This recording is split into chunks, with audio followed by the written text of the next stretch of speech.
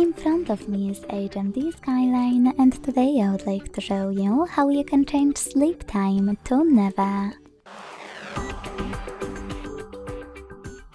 Begin by opening Play Store and clicking on the search bar.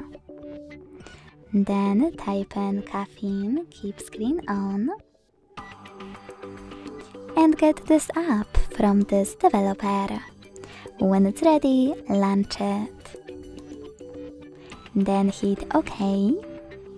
Tap on Timeout and make sure Infinite is on. When you're ready, don't close Caffeine app, but open Tab menu. Then edit it thanks to this pen at the bottom right corner. Scroll down, look for a Caffeine shortcut and drag it to your current ones. You can place it wherever you want to and click at the top left corner to go back. Then tap on your new shortcut, and as you can see after that, Infinite Sleep Time is on.